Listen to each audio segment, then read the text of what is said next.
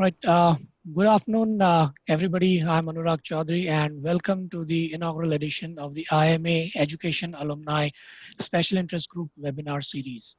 The Alumni Special Interest Groups at IMA are platforms that bring together alumni, faculty, and students and leverage the collective intellectual resources engaged in specific areas such as healthcare, education, technology, analytics, public policy, entrepreneurial ecosystem, etc., to bear on the most challenging issues of our times. Faculty and alumni are already making stellar contributions, but the ASIG platform allows them to collaborate with each other much more intimately and to engage with industry and practitioners in a much more multifaceted manner. To facilitate this interaction, we have created 14 such ASIG and more will follow in due course. The IMA Education ASIG webinar series brings the thoughts, views, and expertise of renowned experts to the IMA community. And these are structured as panel discussions or as dialogue between speakers. Now, coming to the specifically to the topic at hand, I think in recent times we've all seen how the education sector has been affected by the pandemic and how it has been forced to adapt and improvise. In addition to that, we have had the announcement of the new education policy that has been a long time in making. However, I mean, implementation is where the rubber meets the road, and it'll be interesting to see how it pans out. Under normal circumstances, quality education for all is a very challenging goal in itself, and it becomes even more so now. So we address that in today's topic of quality education for all. To share his views on this, we are very happy to have Sridhar Rajgopalan, PGP 93, co-founder and Chief Learning Officer of Education Initiatives with us today. In conversation with him will be Vardhan Kabra, PGP 2004, co-founder, Fountainhead Schools, and Vivek Tuteja, PGP 2004, CEO of Endeavor Careers Private Limited. We look forward to an exciting session. What we will try to do is get questions received as part of the registration addressed first. And if time permits, we will take up questions that we received during the session in the Q&A section. Now I hand over the platform to Vardhan and Vivek to take over the proceedings. All right, Vivek, you want to go first? Sure. Hi, everyone. Welcome to this event. I thank Sridhar for joining and sharing your expertise on the issue at hand. And Vardhan definitely for coordinating this, and Anurag and team for organizing this smoothly. So if we can just lay out the outline of the event today. So on the basis of the questions which we have received, we have to keep it a seamless webinar. We have divided the event into three portions vis-a-vis where we'll be taking the questions which already have been registered by participants. If they are not present, one of us will be raising it on behalf of them. We've combined few questions on the areas which were a lot of questions were common. We have combined, and those questions I and Vardhan would be taking. And these three, just to give you outline of the next 1 hour, 20 minutes, the first part, we will be taking the subject at hand or the title of the particular discussion, which is quality education for all. We have specifically keeping in mind the NEP rollout, we are taking all the NEP related questions in this, because whatever quality education for all we are discussing with respect to this framework. Most of the questions here are for K-12. We have limited this discussion for K-12, but if there are some questions towards the end, we can take for higher education also. Part two essentially is where we are talking about public and private sector participation, the role of public sector and private sector, and how can they synergize and how do we see it emerging going forward. And the last part is primarily the role of technology, the COVID impact, the way EdTech as a sector has come in. All those areas we have combined together in the last part. And once that is done, we'll have the open house on the basis of Q&A, which we've identified the members or the esteemed participants, if they have some questions, we'll take it up there. Right. Over to you, Vardhan. Thanks, Vivek. In addition, you can also put in your questions in the Q&A box alongside. If possible, in a particular section, we'll try and take it up there itself. So depending on how much time we have and whether that's in the scope of that particular topic. So please feel free to put your comments in the chat box and your questions in the Q&A box. I'll do, Anurag has already done a short introduction of Sridhar, but I'll do a slightly longer introductions because it's relevant to our topic today. So I'm just going to talk about, so he's graduated from IIT Madras and then of course IMA PGP 93. He also worked with IBM for about 2.5 years. And then he co-founded Eklavya School with a few other alumni and faculty. So he was working with Eklavya for some time. And then after that, he co-founded Educational Initiatives, where he spent, I think the last many years, I'm not sure how many, 15 plus, I think 15 plus for sure. Yeah. Yeah, sorry. So as part of Educational Initiatives, it's known for Asset. That's probably their first product. So it's into assessment, focusing on deep learning. They've now got, Asset has also been promoting a lot of advanced students learning. They've done a lot of camps, coaching camps. And then they also have super tests, so which are focusing on, real learning concepts. They also have detailed assessments for schools. They have this product called MindSpark, which is a computer-based adaptive learning tool for maths and English, which is being used by many children across India and outside of India. Multiple assessments have been done with government schools by educational initiatives to understand proficiency with maths, English, science, especially, but also, other local languages. EI has also worked on large-scale education programs.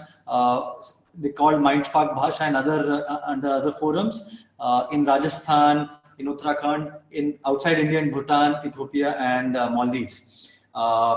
EI has also put up a lot of, so those of you interested in education, EI has a wonderful series called the EI Dialogues, which cover a lot of educational topics, and I've seen a bunch of them, and I think they're very enlightening with respect to various issues in education in India. Sridhar is also on the board of Pratham Gujarat and on the board of Central Square Foundation, an NGO which works in the area of education, and he's done a lot of work with the government on assessment practices also. So given his wide range of experience, I would say in schooling, in products for assessment, in EdTech, and then working with government schools, public schools, I think it's a great way to start with the first question, which I'm asking on behalf of Pinaki Agarwal, and this is for you, Sridhar, now. How should we define the standards of quality of education in the context of India? Yeah. Thanks, Vardhan and Vivek, and thanks, Anurag. It's a pleasure to be here and talk about this. Thanks for the question, Pinaki. So quality of education has to fundamentally deal with outcomes. I think, in an area like education, and we can think of parallels with health, I can do many things. I can have a clean hospital, I can have doctors there, I can have teachers in a school, but quality has to relate to what is the end result of this. Sometimes we talk of inputs, outputs, and outcomes. Inputs are everything that we put into the system to make it work, which could be the school buildings, it could be the teachers, it could be the facilities, it could be computers in the classrooms. And I think we would agree that while you definitely need them, so nobody would say they are not important, simply having them does not mean that you have achieved your task well. And we have lots of instances where we have teachers who are paid well, we have teachers who are qualified, they have double degrees, they sometimes have PhDs, but then the children are not learning well. Parents are not happy with what's happening in the school. So that's on the input side. On the output side, I could look at things like attendance. If I have a great attendance, if I have many of those kinds of things, I could call them outputs, which is kind of better than the inputs, but still not the whole picture. The outcomes, which need not only be learning outcomes or cognitive outcomes, we often talk of that. And I think in a country like India, the learning outcomes and the cognitive outcomes are super important because very roughly, one could say that about 75% of children in the country are not learning at their grade level, even in language and math, which is the most basic things that you need to do anything else. So that's why we emphasize so much. I mean, we do want children to develop a lot in all the non-cognitive outcomes as well, which is, confidence, the ability to communicate well, and feedback. And, whenever we talk of assessments, we say that it has to be comprehensive. But we must understand that the largest gap in India today has been in terms of these basic learning outcome skills, the academic skills that we expect every child to get. So in a way, this kind of simplifies the picture. So quality is not so much about the size of the classroom and whether there's a playground and so on, but these things are important because physical outcomes, the health of the child, the well-being of the child is also an outcome, and sometimes you need these other factors to achieve that. But broadly, to answer the question, what do we mean by quality and how do you measure quality? We would measure quality by measuring for these outcomes. And though this is not very, very easy, it is also not something which is very difficult. It is quite relatively easy for a country like India to have a system in place where we are able to actually measure this outcome and say how we are doing.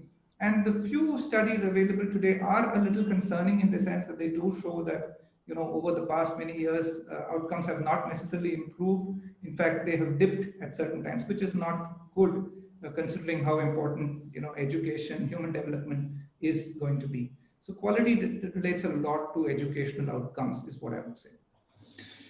All right, thanks, Sridhar. So I'm just going to carry on with this question with the context, and I think Pinaki and then Natarajan Krishnamurthy and Mr. B.V. Chaudhary have also asked this question about how do we give quality education for lower income family children at minimum cost, or in other ways, what is the economics of education, quality education for all? So are they related? I mean, what are your thoughts on that? Yeah. Yes. No, I think this is the obvious question that flows from the first discussion. And in our own company in EI, one of our goals from day one has been that, we need to move to a world where children are learning with understanding, but we say children everywhere, specifically emphasizing that, if you're able to provide quality education to the rich or even the middle class, that's really kind of the much easier part of the challenge. But the good news is that, if you look, and a number of countries show this, I mean, Vietnam is one example, but there are many countries, even a country like Bhutan that we have worked with, which does not have a great education system, actually manages a much better education system than we have specifically for the poor. So we are talking here about providing children, and fortunately in today's world, you are in a situation where, thanks to things like the internet, if you are able to enable children, that means if they are prepared in the first few years of their schooling, the ability for each child to really build on that and take off on their own is actually very high. And this is like, I mean, unbelievably fortunate, because if you go back 20 or 30 years, and even if you imagine our own lives, we kind of learned what we learned in school, read what we read in books. If you wanted to go to a college, there really was no other way to learn that.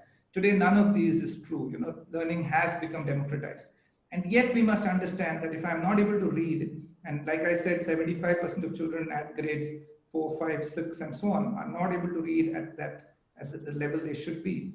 So it's both challenging, but it's also not that challenging when you realize that provision of the basic foundational skills is not something which is very expensive. It is something where you need to have very basic facilities of schooling, but you need to have teachers. It's more of a managerial and a management challenge that, are the teachers there in the school? Is that happening? We talk of methods like EdTech, which we believe are important if used well. EdTech often across the world has become a kind of a symbol, having computers in place. And one example is to kind of focus on the hardware rather than the software.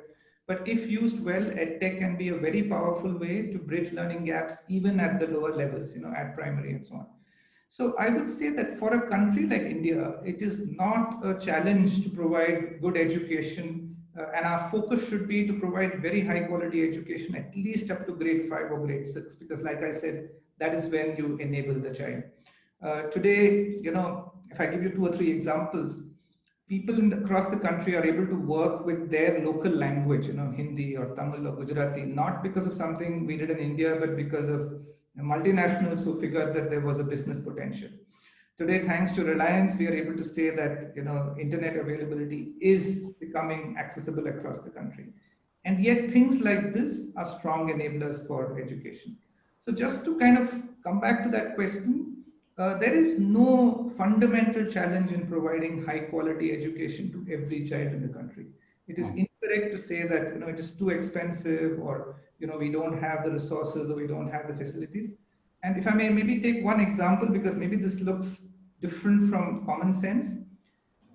India took a decision many years ago that we will provide a school within a kilometer of every primary school within a kilometer of every habitation. Yeah. In retrospect, it was probably not a very, very good decision. And we got into a situation where even 20 years ago, when the number of children in, say, Chinese schools was more than India, the number of schools in India was 30% or so more than the schools in China. So we ended up having lots of schools because we said we want to have a school close to a household.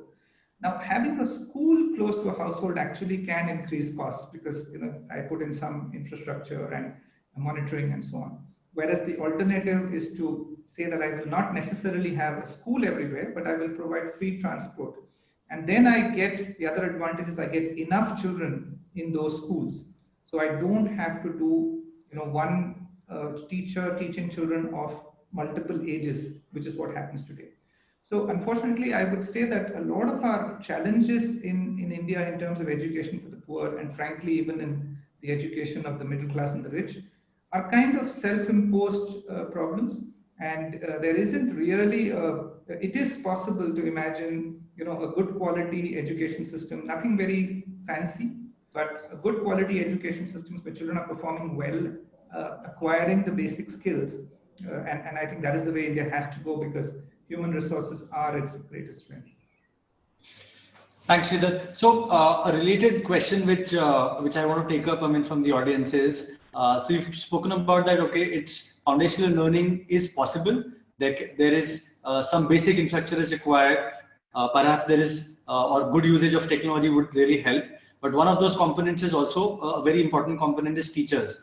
And there may be a split between public-private schools, but let's just focus on teachers as a whole right now. And Sharat Airani asked, is there an option to measure or improve teacher efficiency? Because the learning outcomes is the end point that we're going to be measuring, and obviously that's what we want in quality.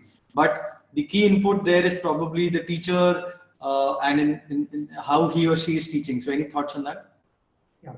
So the answer is yes. I think I agree that the teacher plays an absolutely key role, and I'll just share a small incident or a learning that we got, because people sometimes talk of EdTech as a replacement for teachers, and a lot of our products today are significant EdTech products. And some years ago we were running these Mindspark centers in Delhi, which was in the low-income areas of Delhi. And so we had these centers where children who were either going to government schools or even some private schools, and a few children who were not even going to schools used to come to these centers, and they did really well. JPAL did an analysis, and there were 20-30% improvements in learning, one of the highest improvements seen in EdTech.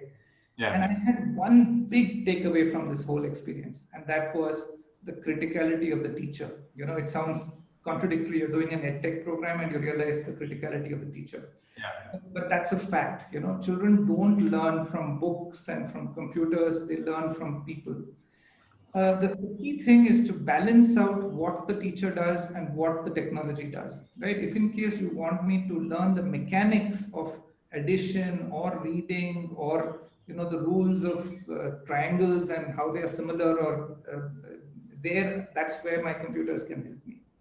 But the role of the teacher in terms of being the basis for this, in terms of encouraging, in terms of feedback, in terms of recognizing that there is something here where I need to come in, is actually the correct role of the teacher, not necessarily to transmit information as happens today. And in fact, one analogy I would give here again is from medicine, right? Where technology in the medical space has not made the doctor less relevant, but the doctors have become more and more key.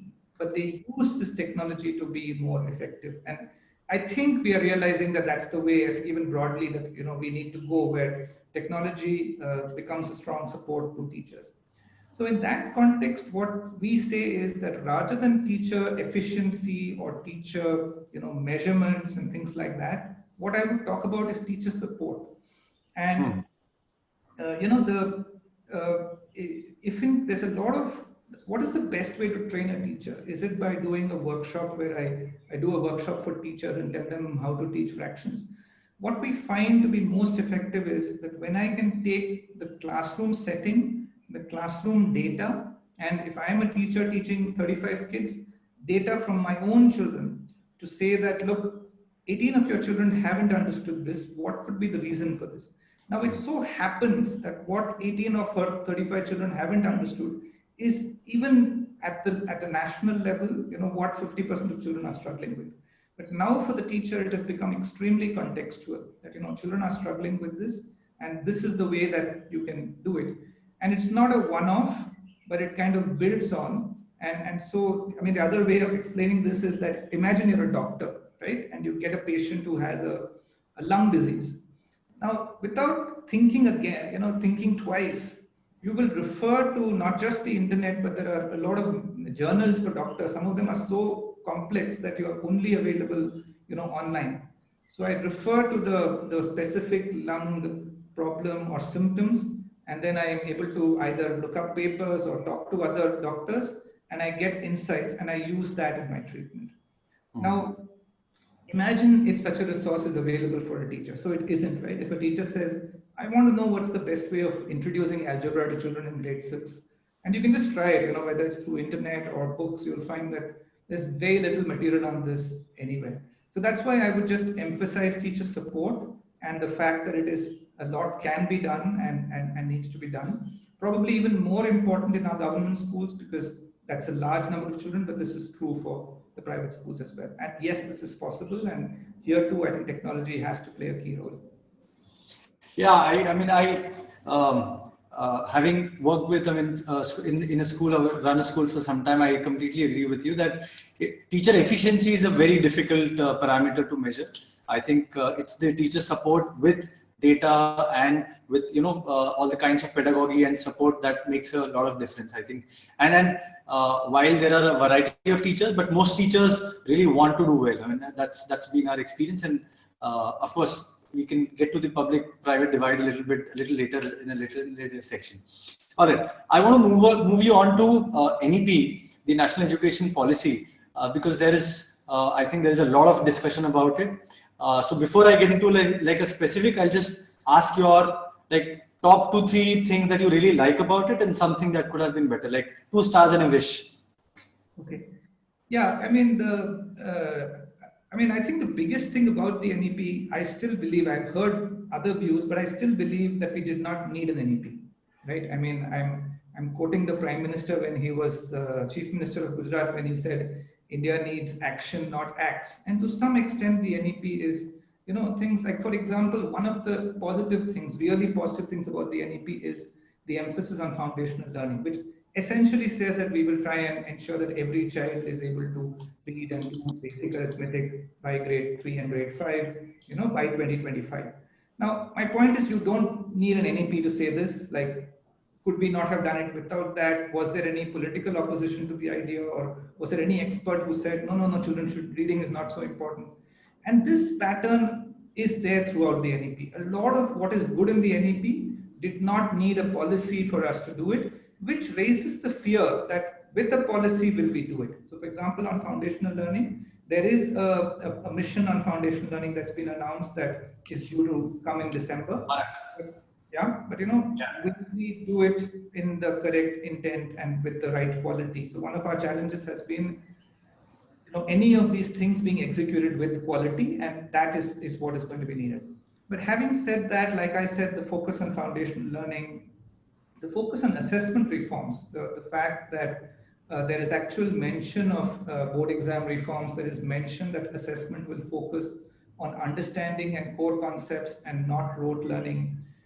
In higher education, one of the nice things in the draft NEP, which was not put in the final NEP, was, the National Research Foundation. Foundation, yeah. For which a large budget had been recommended, that 20,000 crores per year and so on. That has not made it to the NEP, but in higher education, I would say the regulatory framework, which is partly true in school education also, that government being a player as well as being a regulator has been kind of addressed or talked about. Again, a negative there is that the NEP, if you read it carefully, visualizes lots of bodies and groups and committees getting formed, and some of these bodies and groups are legal. There is a legal element in kind of setting it up. So all of these raise fears on implementation, and I think the simpler point that yes, we know that we need to do these 3 or 4 things, and let's kind of get to doing it. We don't need a policy backing it. Also, there are a lot of truisms, or we will achieve this in 3 years, kind of statements in the NEP without much of an action plan. And I'm reminded of the RTE, the Right to Education, which kind of was made into an act after a lot of discussion in 2009, 2010, and still did not really work well. And here we have an NEP that is kind of becoming policy without that kind of planning. So those are the negatives, but the intent, many of the ideas in it are good. So what you're saying essentially is that while generally what the NEP policy says is something that you are happy about, but the real test will lie in the implementation of it. Yeah. Okay. That I agree. I think Vivek has a question about skills in vocational courses, which is also a big part of the NEP. Yes. See, a lot of questions. Hi, Sridhar. A lot of questions are coming in with respect to what should be the purpose of education. How do we? You highlighted it earlier that it also the health and the well-being of the individual is really important. So one is what is the purpose? Should ideally be the purpose of the education? I think would be ideally it should be different for different strata. But as educators, what should we see as the purpose of the education?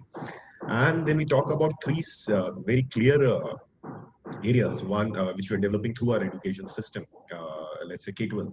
One is skills, second is concepts or conceptual learning, and third is behavioral.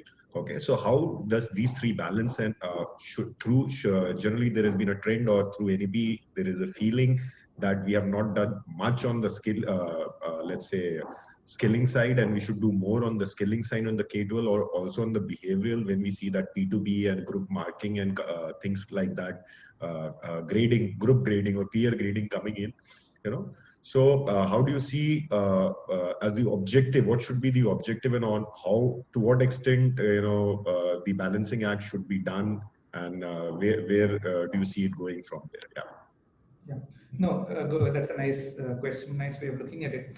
So the purpose of education, like you said, can be a little different for different groups in society, but education can be that, like somebody says that if you're jumping orbits, right, you can have incremental changes, but education is the one thing that can cause transformational changes. And we have seen this, I think, as individuals, if we go back to 1 or 2 generations where, you see that, okay, where the education happened, there was a jump, and the same thing applies to countries as a whole. So I think that the fundamental purpose of education, so while, one may talk about if somebody is already, well educated, and you say that for these people, it is self-actualization and, a much larger kind of an idea.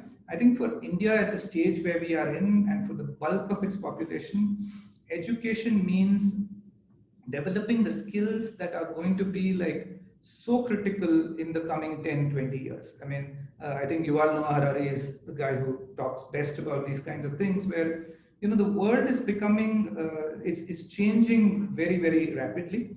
In fact, things like the pandemic are also happening because there's so much of movement that is possible. So the risk of events like this, the need for us to work together as a globe, all of these are what is changing the way we need to prepare our children. The kind of skills, it's not just that you prepare for 21st century skills, but it is that you need to learn how to develop the new skills, because that job not only may disappear, but chances are it will disappear in 5 or 10 years of your developing that.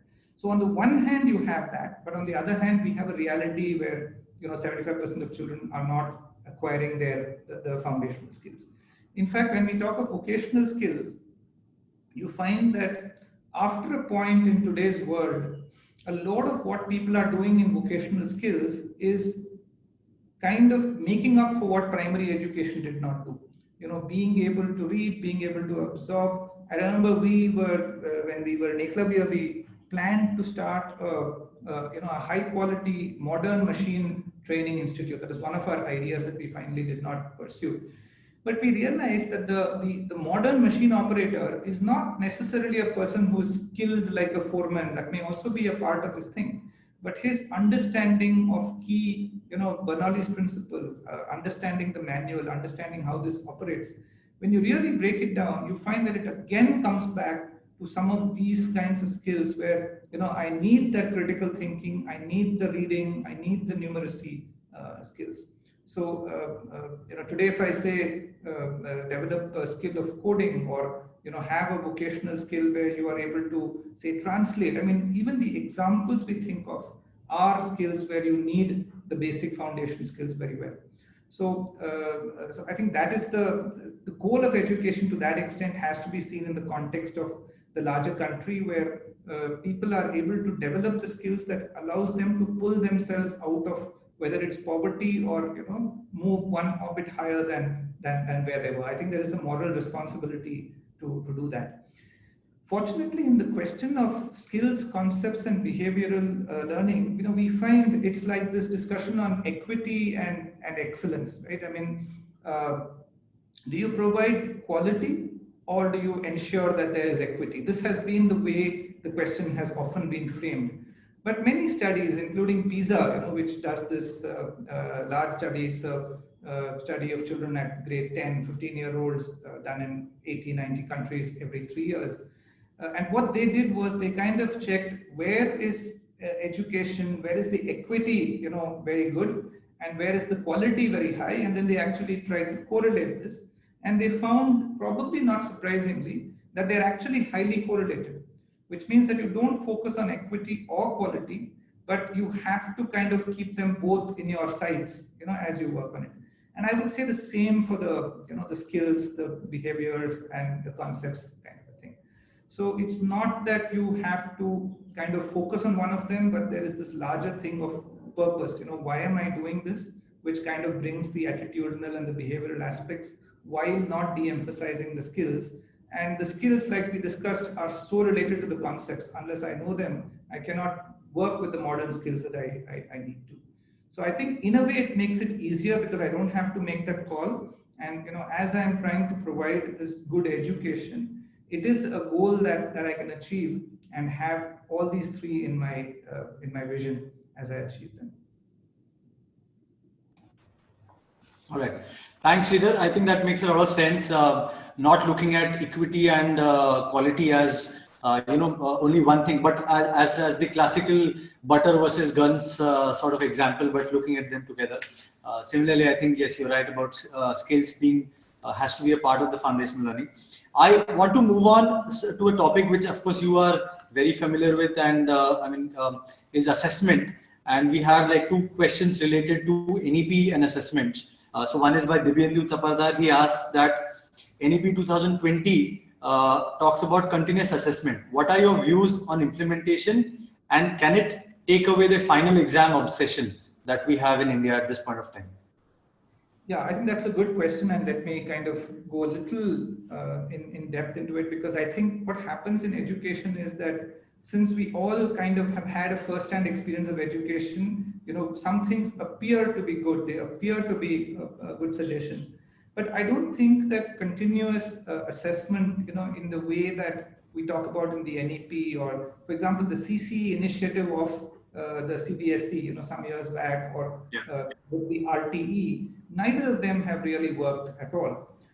And the reason is that CC is a concept. The concept is that if you are a teacher and you are teaching children, you have to constantly keep in mind what they are learning, and you have to keep assessing that. Does not mean that you assess it formally, but it means that you might even assess it by starting your class with a question. So CC is a concept that as you enable teachers, teachers are able, and good teachers do this automatically. I need to move on to this topic. Let me get a sense whether the children have understood the earlier thing. And if they have not, I just kind of say, okay, I'm going to change my plan a bit and spend a little more time because they aren't yet ready for that. So that is the principle of CCE. Now, if we try to put it into a policy or a CBSE document, and then we say, okay, you have to do so many school assessments, every this thing, it kind of kills the idea behind it. So continuous assessment is a concept where you're saying that the teacher has to be enabled to constantly keep an eye on how they are learning. Now, pressure does not, this is one point. And the second very, very important point to understand is that pressure does not come from final exams. It's only a myth. I remember, when the board exams were made optional about 10 years ago, this was the point that was made that, board exams cause pressure, remove board exams, remove pressure. It doesn't work that way. And obviously nobody liked the idea, which is why not a single other board followed suit. And many schools and boards continued with the exam, and finally they have been brought back. So where does the pressure come? The pressure does not come because you have an exam. The pressure comes because you have a selection which is inherent to the social values. So you say that I have so many children who are kind of at this stage, and only this many can get into this field. And for some reason, socially, IIMA, or IIT or AIMS, these become, and this happens in other countries also. But if you have fewer coveted opportunities, and it could be larger than this, but as long as it's smaller than the number of students, there's going to be pressure. Now, this does not mean that you are able to bring the opportunities to 100% and there is zero pressure, because obviously that pressure also is a part of life where, we kind of aim to do better than where we are. But this kind of an insane pressure where everybody is trying to get into a 10% or a 5%, whether or not they are suited for it, is where the pressure is coming from, not because of the exam. In fact, I would say that if in case you had to select 5%, you throw the exam out and do a 5% selection by lottery, you're going to create a lot more pressure, because nowadays, not only did get through or not get through, I want to kill somebody. So that is like even more unfair. And contrarily, if you have a society where people feel that he's richer than me because he worked harder genuinely and genuinely came up with stuff, such a society tends to be happier than saying that no, that should not happen at all. As long as the results were proportional to my efforts and to a certain extent, and I was great at writing poetry, but I had absolutely no options there, and I was forced to become an accountant, and I don't like it, and I feel unfair. But if I had a fair opportunity in my thing and I got a chance to do that well, I think that is the way to reduce pressure the most. So continuous assessments is a good idea, it's a principle, but it is not a solution to the pressure. And assessments in general are not the source of the pressure. What we can do with assessments is make them high quality, make them fair. And then, you will have a process by which, at least to that extent, I'm getting the best people for the best roles. It's not again that, engineering, and today we see this, right? Entertainment, a sector like entertainment, a sector like education, as in people working in education. A lot of these, human services are growing rapidly. If you can write a really good story, write a really good screenplay, there are lots of opportunities for you. So those kind of sectors also need to be developed, and we also need to develop the engineering and the other fields which are the harder sciences. So I think that is the way, the kind of having these different streams, identifying talent. So Vardhan, you mentioned this, right? We have a giftedness program. So it's the summer classes we do are actually for gifted children, where we take the top 1% of students in their area, and then it's an amazing experience as they interact with each other. These kinds of things, if we did as a society, and I say that people, whether it's in sports or music, I identify them, they interact with each other. These are the things that reduce pressure, because I can align my life goals with my skills. Not trivial to do, but not impossible either. It's something that we can definitely do if we set our sights on that.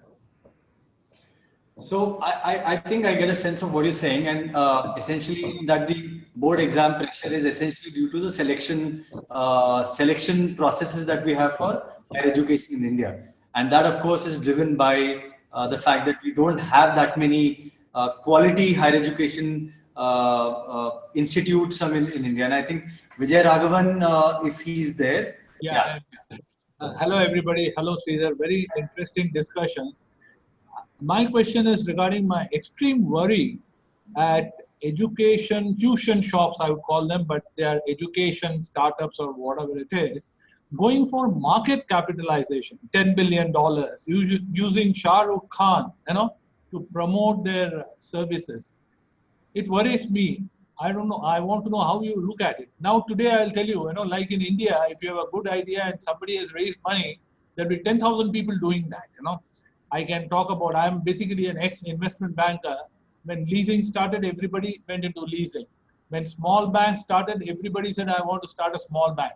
Now, everybody wants to provide education services to students, okay, and raise money, $10 million, $100 million, because that's one guy who's already hit $10 billion.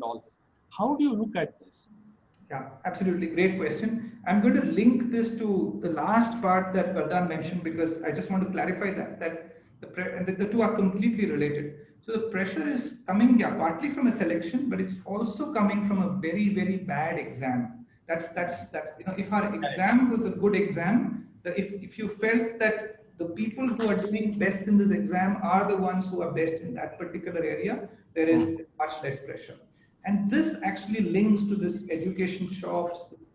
What do I call it? The education has become a marketing game rather than an education thing, right? So, and why is that? Because I'm saying that here is this exam, and all that matters is scoring well in that exam. And sometimes blind coaching without really understanding much can actually help you do better. That is problem number one. Problem number two is that, which is again related to this, is that we don't measure or understand learning outcomes. So if in case I do this fancy course that Shah Rukh Khan has recommended, did I benefit? Actually, nobody knows. So I don't have a way of kind of measuring that. So it kind of continues. So it becomes a marketing game, because now what succeeds is marketing. Whereas, is this really necessary? If in case I'm able to, if in case Shah Rukh Khan recommends something and that really helps me, if that really makes me smarter, more, develop skills, more effective, makes me a world-class coder, fine. I mean, that's what the Googles and the companies of they offered you a service that you valued, that you really benefited from, and that you could measure and say that, yeah, because of Amazon and Geo and all that, some aspect became better. It at least became more efficient or cheaper, so on. Are we able to say that these coaching shops have caused an improvement in learning? And as assessors, our answer is no, it has not caused it. And we do not have a way of measuring that. So yeah, I mean, we think that this is a bad trend. We think it kind of, not only what you said, which is that more people will rush into that, but it kind of gives a message. It's like journalism, right? I mean, they say that in America, you have the serious papers, and then you have the yellow journalism. In India, the two have become one, right? I mean, the mainstream paper said, why should somebody else make money through it? We will do it ourselves. That is the risk in education also, that the seriousness of education, the fact that children need to learn, the fact that, as we learn to understand, then, the quality of our research and eventually the quality of our patents will go up. Is that going to be helped by this phenomenon? My fear is no, it's not going to be helped. It's going to be hurt, because we are playing a different game altogether. So yes, it's very worrying. The solution is to have good quality assessments which kind of show in black and white, whether learning is happening or not. This is possible to do, and it requires work. There are examples where this has been done. I mean, a country like China, right, or Shanghai did not do well in PISA by accident. We sometimes underestimate that or think that, okay, they did it, but it was a 20-year effort, and we think we will do something, and in 2 years we will suddenly do well in PISA.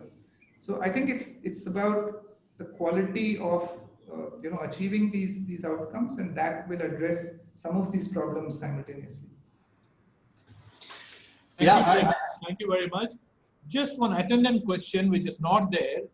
See, I'm speaking from Chennai, Tamil Nadu, okay? And I don't know whether it's true of other states. Worryingly increasing suicides among young students, because of exam worry or because they have not done well in the exam or because they have scored less. This is becoming a problem. I mean, we have all gone through school, we have had our bad exams. We never thought of taking our own lives. I mean, far beyond. So I would like somewhere for you to touch on that also. Thank you. Thank you very much. Yeah. I mean, again, it's the same. It's like, if I as a student, so like I said, I am strong in something. I do not see any recognition of that, an opportunity to really work on that. I am told that this 10th exam is so critical. Now I'm set myself up for, okay, this is so critical. If this does not go well, and then you have this pressure of whether it's the coaching or this. So yes, I mean, we increase the stakes as a society, and then students pay the price, or somebody pays the price. It's again, I think there is a common solution to these things. Not easy to achieve, of course, but I think that's the direction in which we have to continue to try and work. Thanks, Sridhar. Thanks, Vijay Raghavan. Thanks for your question. We want to move topic a little bit to talking about, and I referred to it earlier, about the public-private school divide. And I think Vivek is going to take up this section. And yeah, go ahead, Vivek. Sure. Thanks, Vardhan. I'll just add a bit to the previous discussion, Vijaya, on both the counts. I think one, when you're mentioning about suicides, it's a global phenomenon. It's not happening in India. A lot of way we are in social media, somewhere we are kind of isolating the kid himself with the phone. Okay, so there has to be a space which has to come in when we are counseling, and there is a space, and it has to be promoted when they are able to. Maybe mental health we have to figure out in schooling. A lot of modern schools this is there, but mass level we have not seen there, so that should be there. And as far as EdTech, I think it's really early days.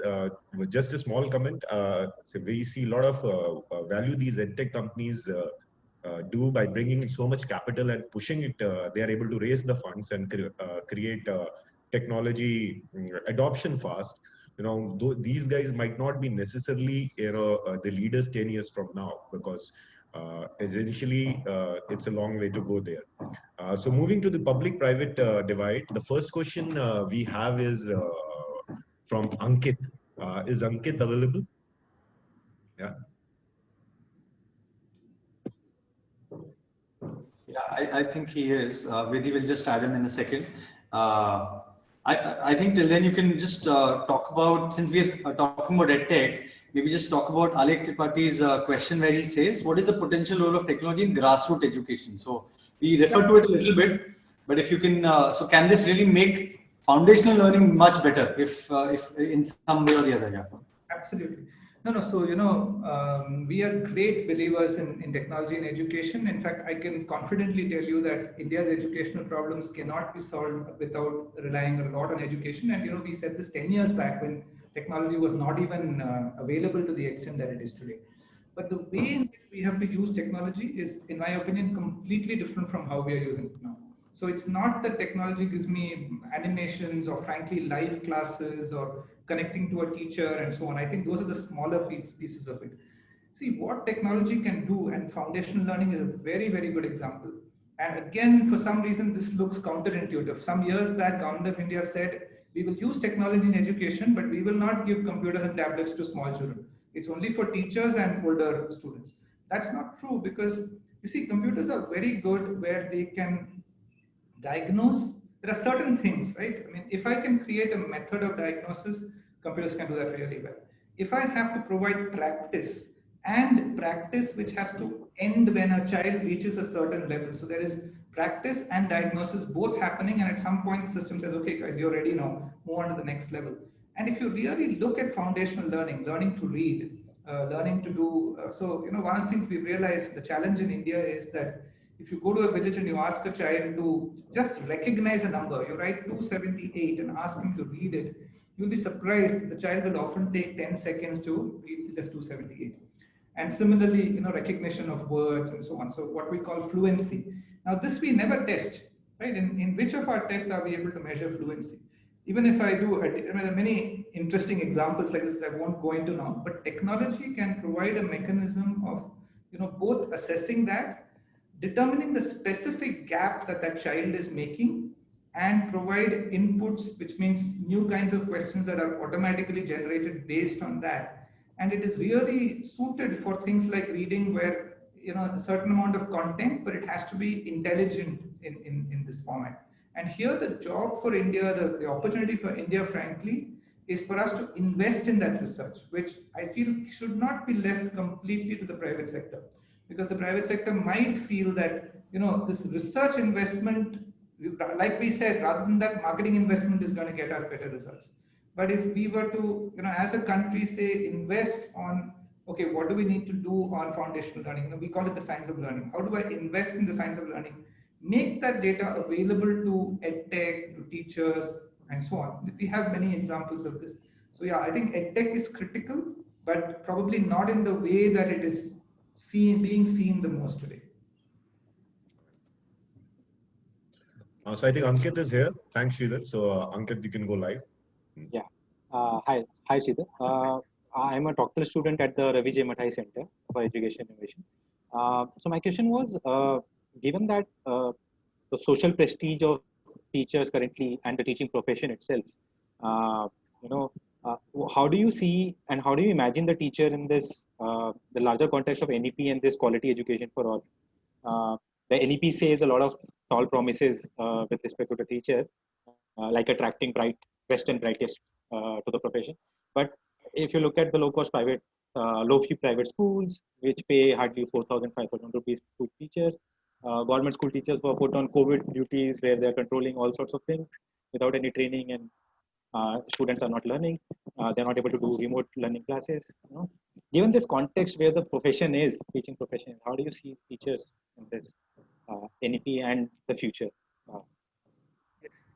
Now, see, a lot of the problems that we face in education today have been built up over decades. And I think the biggest mistake we can make, and we keep making it because, frankly, I find that governments do fall into the trap that, okay, the situation is bad, which is correct. We have to fix it in 2 or 3 years, but you can't fix it in 2 or 3 years. And in the attempt to fix it in 2 or 3 years, we don't take those steps that are needed to need to be taken today so that the problem comes through in 10 years. So that kind of a long-term thinking. So for the teachers, I think the fundamental thing is, so we talk of the capacity of the teacher, which means a simple way to understand it is that suppose I want to talk about a topic in education, or for contrast, suppose I want to talk about a topic in economics, and I'm saying that where do I find the expert, right? So I might go to IMA, I might go to an Institute of Economics. If I want to talk to an expert on reading, if I want to talk to an expert on how children learn mathematics, what is the probability that I will go either to a government school teacher or an NCRT or an SCRT or the CBSE? Today, the probability is not very high. If I had to do it, I can think of a lot of private players. Some are for-profit companies, some are the non-profits. I would go to Pratham if I wanted to talk about something on reading, as people who have worked most in that area, and so on.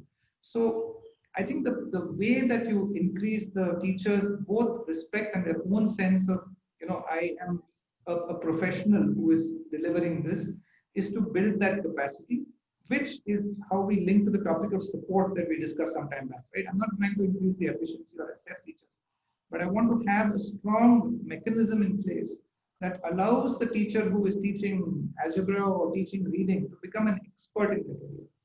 So, now this sounds, in today's context, it sounds crazy, it sounds very far away, but I don't think there is a shortcut to this.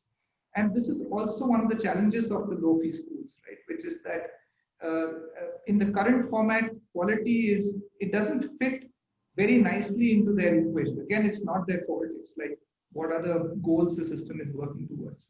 But I think with teachers, it has to be about building the capacity of the teacher. A good, and we've seen this in good schools, right? A good grade 5 teacher is an expert on how to teach grade 5 kids. And so they should be in high demand there because they have that critical skill. But how do you develop that skill? By getting materials, by interacting with peers, and then really developing that skill where you really know it well. And we see this happening, and we see some of these teachers becoming, highly paid professionals, respected for that knowledge. But will we close the loop so that these people are the ones who are teaching the children who need it most, or who are, determining the policies that are needed most? I mean, I have some stories from China where, because of things they did, there was this person who was supposed to be in primary education for 10 years. Her name is Liping Ma. She then wrote this book, on how teachers are trained and how teachers learn to, why do you teach maths in a certain way, and then assessing teachers in different countries. So this is so critical for us that if we develop this expertise, teachers can become these respected professionals who can really make a difference. But it needs that kind of a change in approach and mindset. And I think teachers are critical to the process. Right. So a great, I think pretty insightful there, Sridhar. I think next question we have Sharath here. So if Sharath, if you can go live. Hey, hi Sridhar. In fact, Sridhar was one of the persons with whose inspiration I became an edupreneur. I don't know whether I'm, but I think one of the challenges, and which is very interesting, which would be interesting for all those maybe students or alumni who are thinking of becoming edupreneurs. This is related to what you have touched upon, which is about outcomes when it comes to results proportionate to the effort or the meritocracy. So in that context, do you see good opportunity for smart people to get in and work on this bigger problem of quality education for government school students and low cost private schools? And do you think they'll be able to build sustainable enterprises in there? Yeah. Sorry, Sridhar, before you answer that, I want to add to what Sharath is saying and to put it in context, because you spoke about low income schools. I think Ankit also mentioned that. We're looking at a situation where almost 47% of Indian students currently go to private schools, and of which 70% of them are studying in schools which charge 12,000 rupees per annum or less. So we're looking at maybe almost 8.5 crore students who are going to low-cost private schools, and yet it's very difficult for edupreneurs, as Sharath said, to make an impact because of so many reasons, which we would want you to talk about. Yeah. Yeah, I think very, very good points, and Sharath himself has so much experience in this, doing a great job, and I think that is the whole point.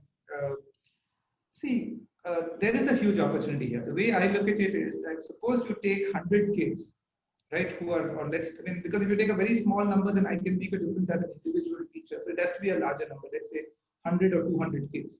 And it could be, children don't know how to read, you have to get them to read. It could be that they don't know this topic in science in grade 7, and you have to make them develop that.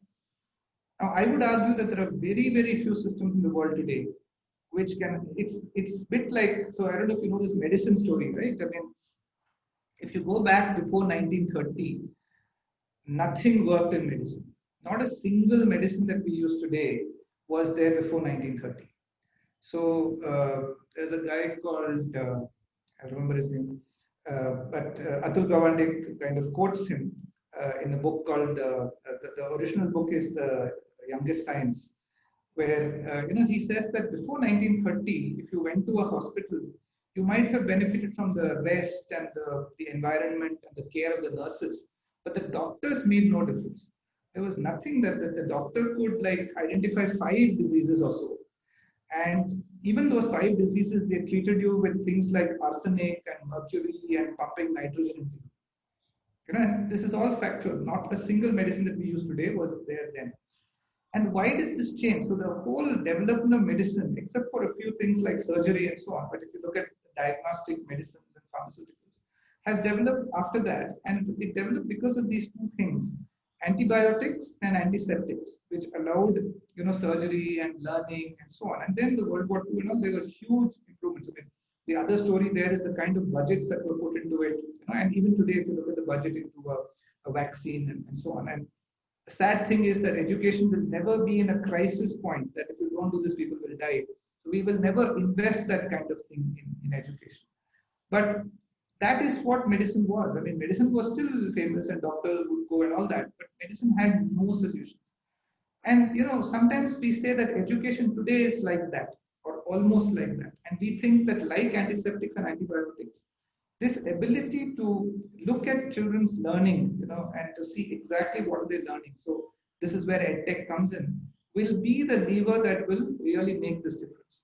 So coming back to my earlier thing, if there are 200 kids and I say, okay, give me a system that will assure me that 75% or 80% of these 200 kids will learn to read by doing this system.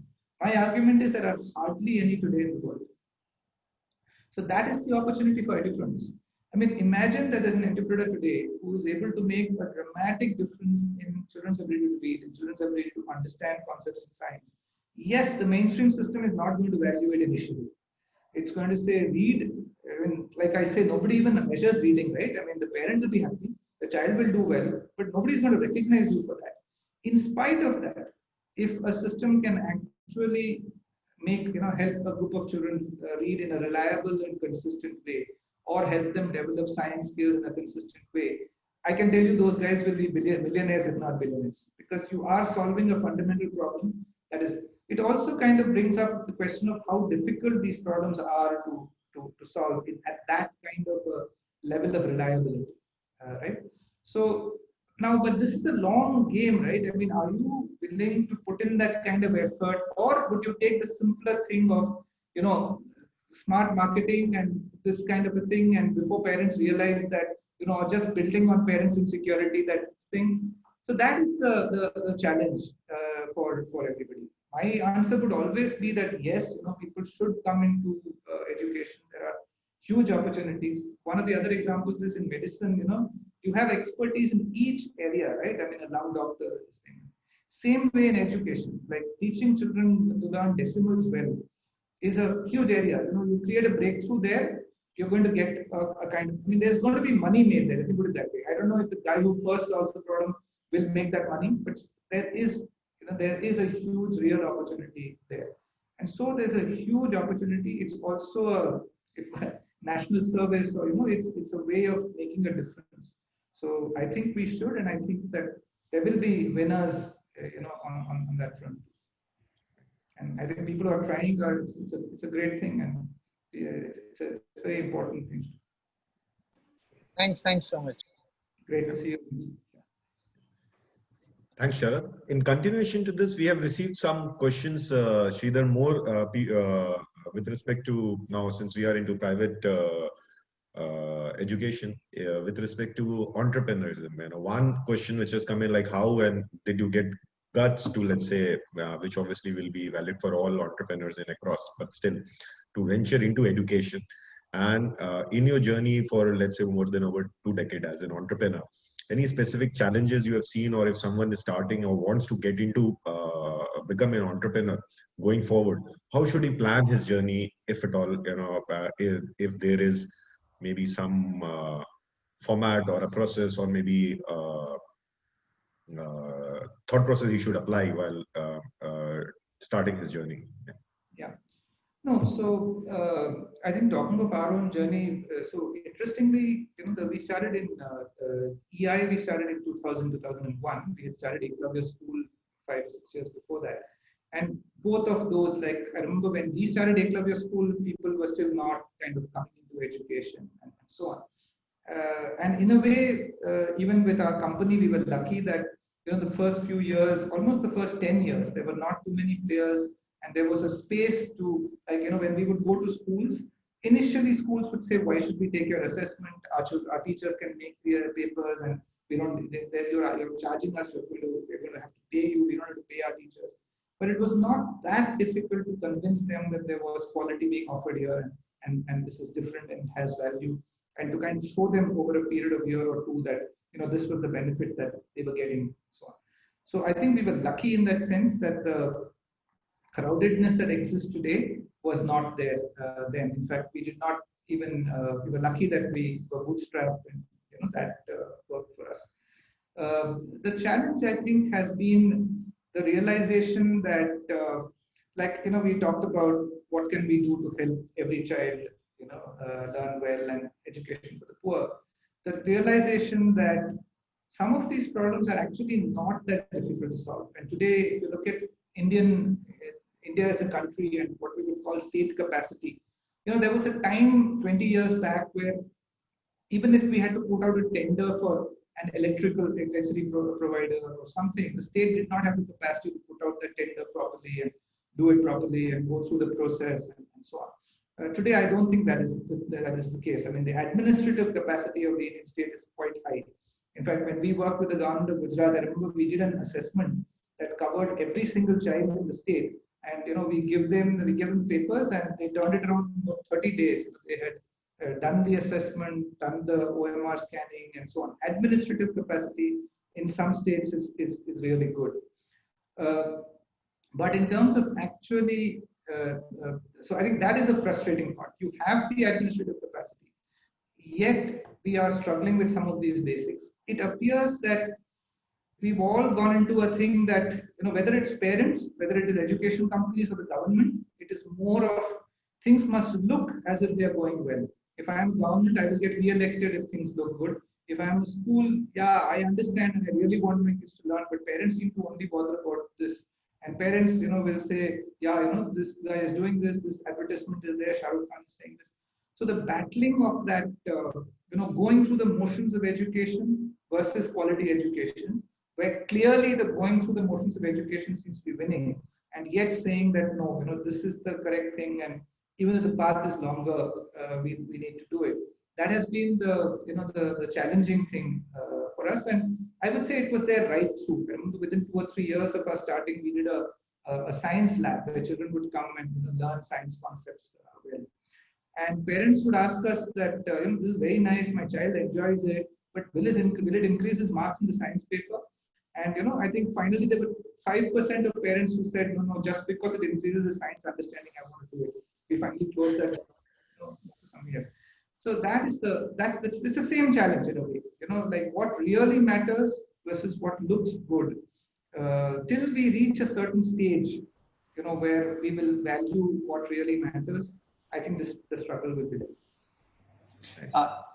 Vivek, one point that I want Sridhar's view on, with respect to, other than schooling, let's say if you're doing assessment or making products or edtech, I mean, there are no regulations. But if you're running schools, if you want to run schools as an edupreneur, there are a lot of regulations which are applicable. And do you think that makes life difficult for edupreneurs? I mean, your experience, and I can share a little bit of mine, but yours first, please.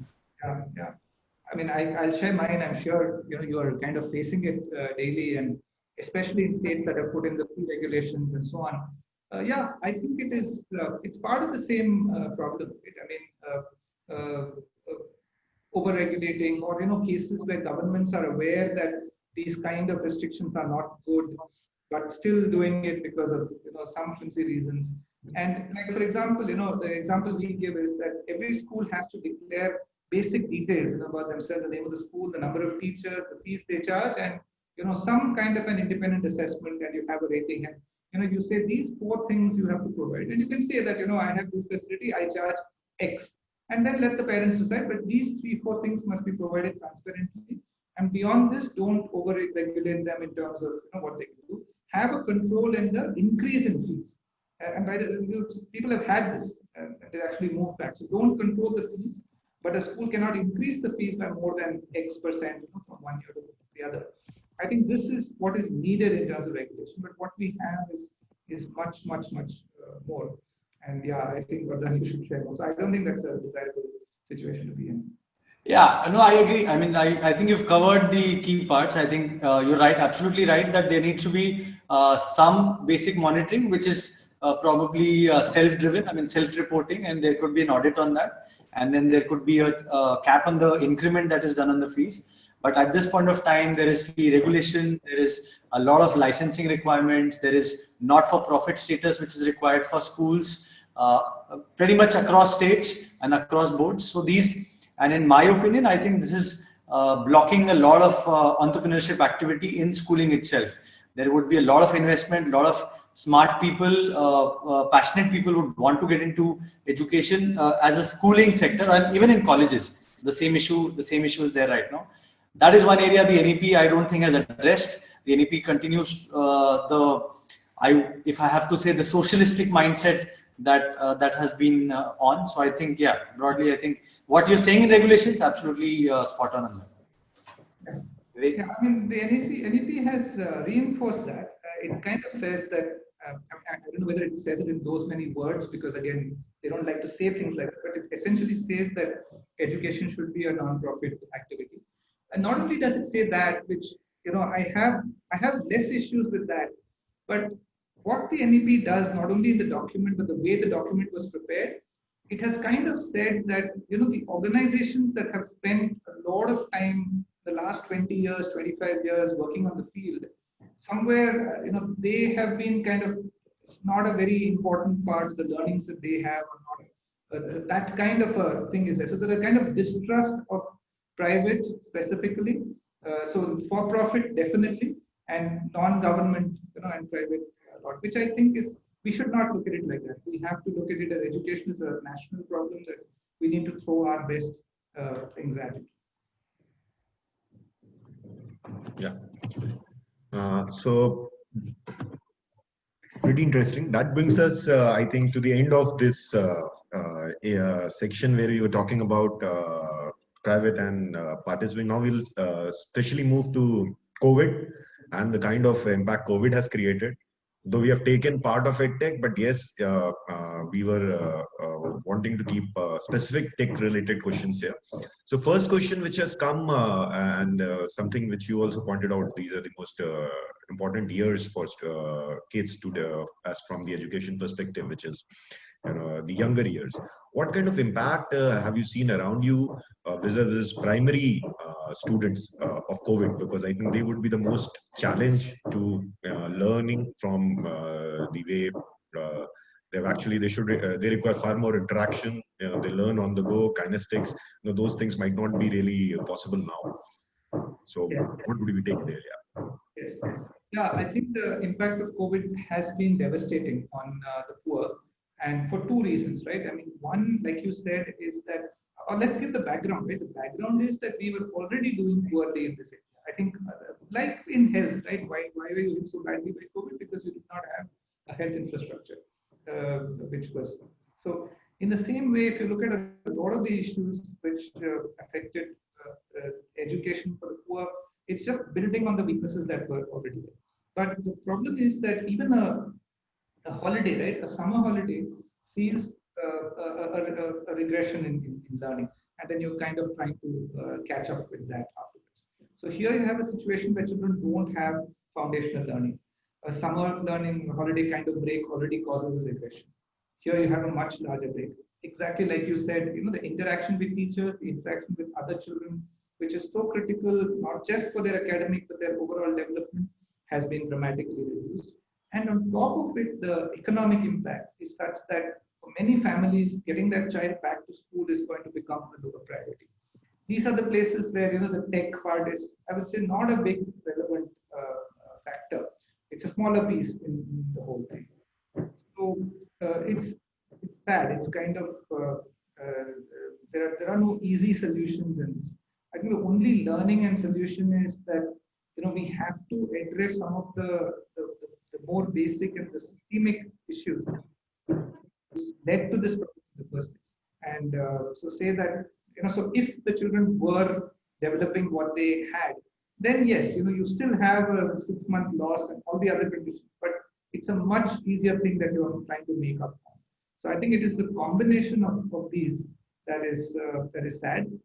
Tech, I think, has a certain role to play here, but not at the level of the very young child, or where they are. In many cases, the access itself is not there.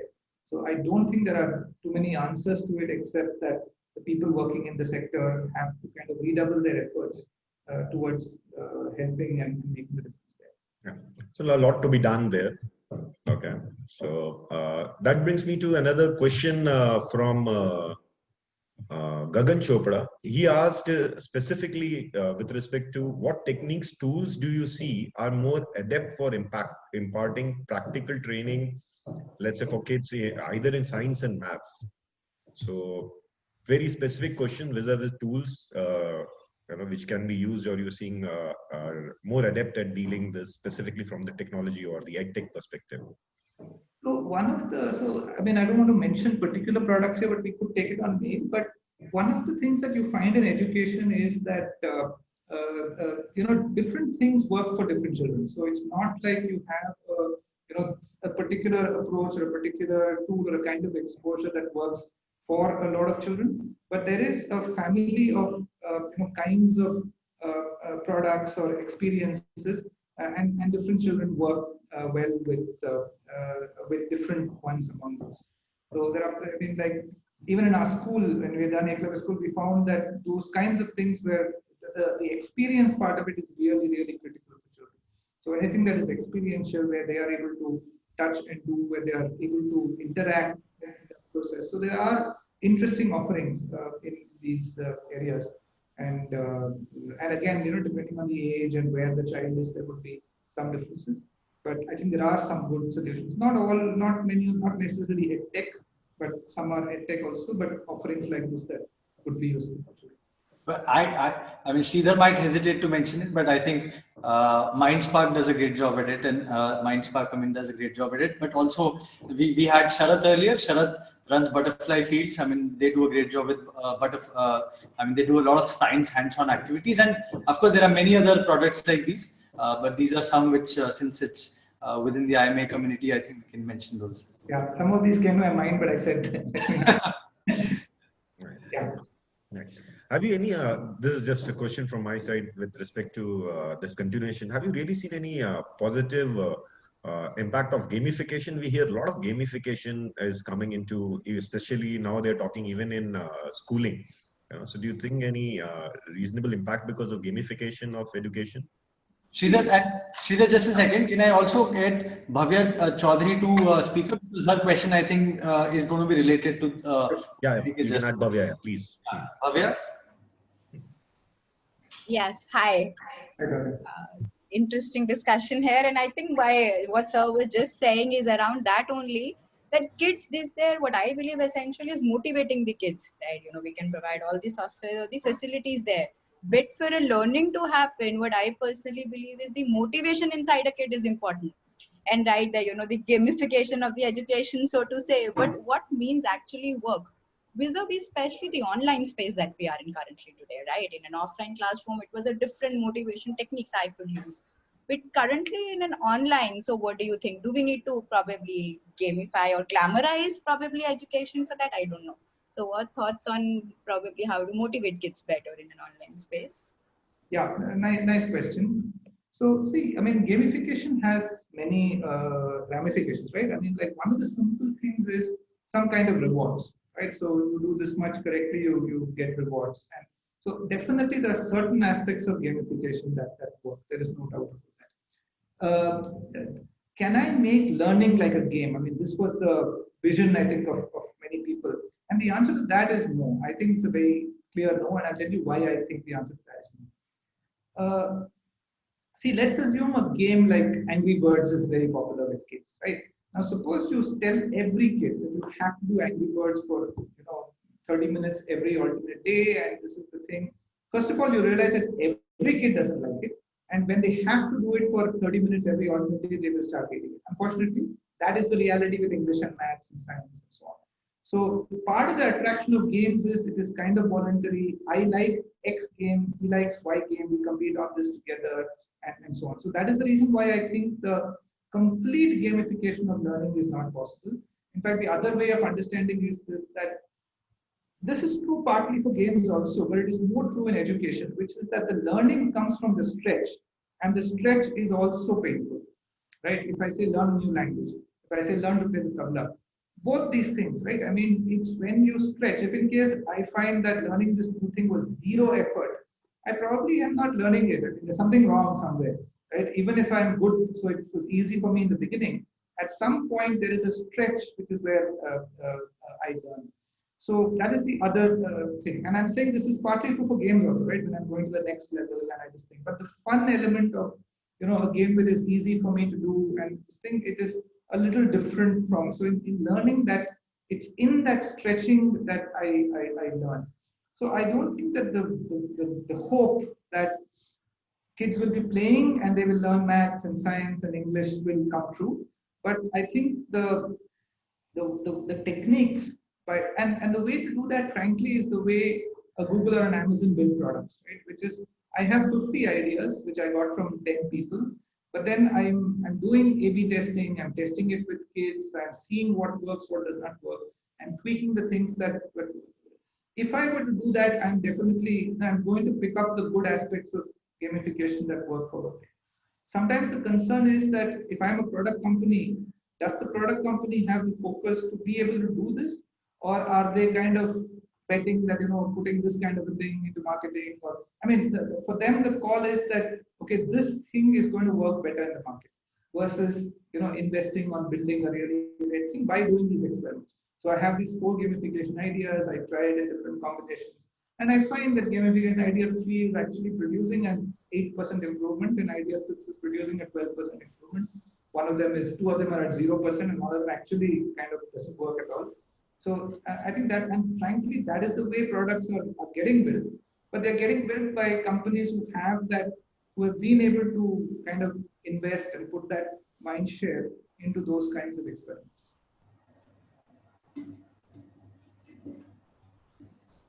All right, Vivek, we're done with this segment as well, right? Yeah, we're done. All right. Okay, I think that pretty much brings us to the close. We've also more or less finished on time. We aimed at 1 hour 20 minutes, so we've more or less on time. I think from our end, we would before I formally thank Sridhar, I just want to mention 1 or 2 points to all the attendees. One is that those of you interested in EdTech, especially, there is a EdTech webinar happening next Saturday on 17th October at 10 a.m. The Education ASIG and the Tech and Data Analytics ASIG is collaborating on that particular webinar. It's hosted by Parag Patankar. So we will see. Those of you interested in EdTech especially should definitely attend that. So that's one. The other is we'll be sending you a feedback form. Vivek, Vidhi just shared. Vidhi Desai just shared a Google form. If you could all fill up the form very quickly. As this is like the inaugural event for the Education ASIG, we also are looking for more people to join in the Education ASIG. I mean, the activities we're looking at is, of course, webinars and discussions like these, but also we're hoping to put together some projects, maybe they're related to NEP or maybe EdTech or whatever is something that works out once the groups get together. So if you're also interested in joining there's a WhatsApp discussion group. So the question is there in the Google form. Please fill it up if you are interested in joining the WhatsApp group. Otherwise, obviously, you can remain in touch with the Education ASIG through email and other ways. So that's all. So now just coming to thanking Sridhar, I think that was an enlightening discussion. We covered a large range of topics, something that I think we could probably spend like an hour on each of those topics as well, and have a lot of debate as well. And there are a lot of questions that did come up from the audience, from the attendees, but we couldn't obviously cover all of them. But I think from a bird's eye view is something that we covered from all the topics. So thank you, Sridhar, for doing that. Vivek? Thanks, Vardhan. Thanks, Sridhar. I think it was a very enlightening discussion, especially for me, because I have not spent so much time on K-12. I have spent the bulk of my career in graduation students. I think all the participants would have got great value addition, and they'll be able, and looks like many of them are already in education space or looking to enter. So and thanks to be the first guest on the IMA SIG group. And if you have any final words of advice for the audience, please. No, I think it was great to interact. Very interesting discussion. There's a lot of work to be done. I don't think we can leave it to the government. So it is entrepreneurs and even people not working in education. I think it's an important topic. So let's continue to interact. Let's continue to work on some of these issues, because Okay. the returns can be like very painful for everybody. Thank you. Thank you, attendees. Thank you, everyone, for attending. Please do continue participating in the education SIG activities going further. Thank you. Thank you.